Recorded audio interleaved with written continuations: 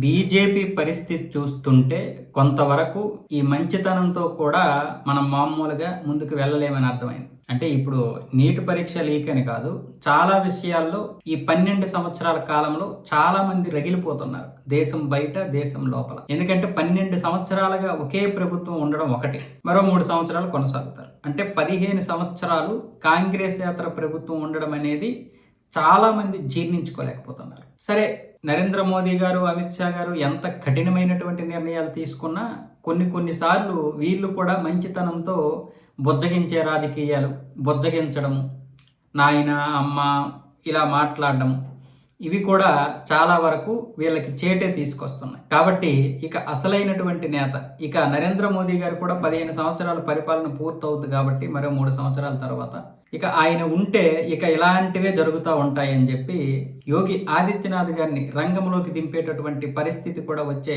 ఇది కూడా కనిపిస్తుంది. ఆర్ఎస్ఎస్ దీని గురించే ఆలోచిస్తుందా అంటే అవుననే చెప్తున్నారు. ప్రధానంగానే ఎవరి గురించి అయినా సరే, ఎలాంటి వ్యక్తి అయినా సరే, అది దేవుడైనా సరే, మన దేశంలో 10 సంవత్సరాలకి మించుంటే వాళ్ళు భరించలేరంటే అది ఆటోమేటిక్గానే, సహజంగానే, డిఫాల్ట్గానే వ్యతిరేకత వస్తుంది. అందుకే మనకు 10 సంవత్సరాల తర్వాత ఖచ్చితంగా ప్రభుత్వ మార్పు అనేది కనిపిస్తుంది. అది ఎంత మంచి చేసినా సరే ప్రజలు మారుస్తారు అంతే. ఇక్కడ నరేంద్ర మోదీ కూడా దానికి అతీతుడేమీ కాదు, కానీ మిగతా నాయకుల కంటే కొంచెం అతీతుడని చెప్పొచ్చు.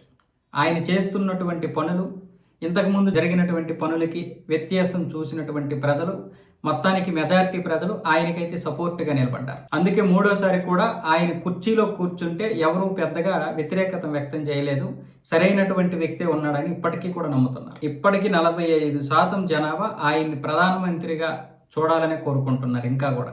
కానీ సహజమైనటువంటి వ్యతిరేకత కొద్దిమంది జనాల్లో వస్తుంది కదా, సెక్యులర్ హిందువుల్లోనూ మిగతా జనాభాలోనూ వస్తుంది కదా, దాన్ని ఇంకా డబుల్ ప్రొజెక్షన్ చేస్తున్నాయి కొన్ని ప్రతిపక్షాలు, అలాగే ఈయన అధికారంలో ఉండడం ఇష్టం లేనటువంటి కొన్ని శక్తులు. అందుకే ఆర్ఎస్ఎస్ ఏమంటుందంటే మరొక 3 సంవత్సరాలు పోతే 15 సంవత్సరాలు అయితే మళ్ళీ 4వసారి నరేంద్ర మోదీ గనక కూర్చుంటే ఇక చాలా మంది భరించలేరు, తీవ్రమైనటువంటి వ్యతిరేకత వచ్చేస్తుంది. కానీ ఇక్కడ ఇంకొక విషయం ఏంటంటే నరేంద్ర మోదీ గారు కూడా చాలా చోట్ల బుజ్జగించి రాజకీయాలు చేశారు.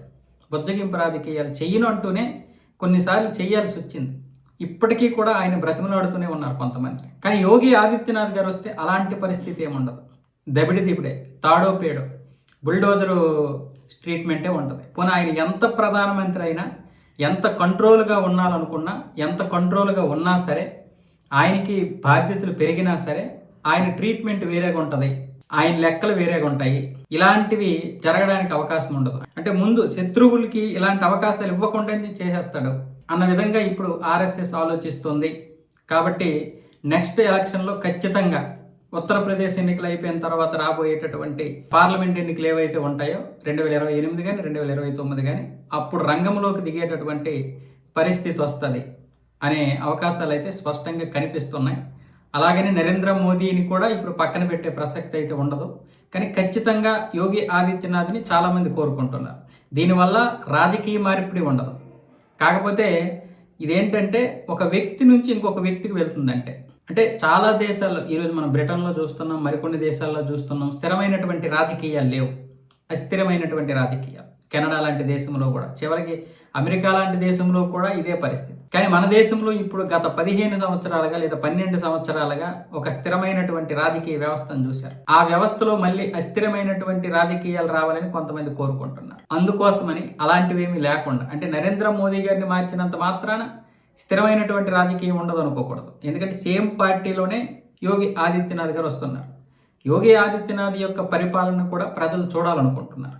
ఇక్కడ హిందువుల్లో కూడా చాలామంది నరేంద్ర మోదీ గారిని 15 సంవత్సరాలు ఉన్నారు కాబట్టి ఇక యోగి ఆదిత్యనాథ్ గారు వస్తే బాగుంటుంది అనే ఉద్దేశంతో కూడా చాలామంది ఉన్నారు. ఆయన్ని కూడా ఒక 10-15 సంవత్సరాలు చూద్దాము అని. అయితే ఇది ఎంతవరకు సాధ్యమవుతుంది అనేది మనకు తెలియదు. కానీ చాలామంది ఇక యోగి ఆదిత్యనాథ్ గారు రావాల్సినటువంటి సమయం ఆసన్నమైంది అంటున్నారు.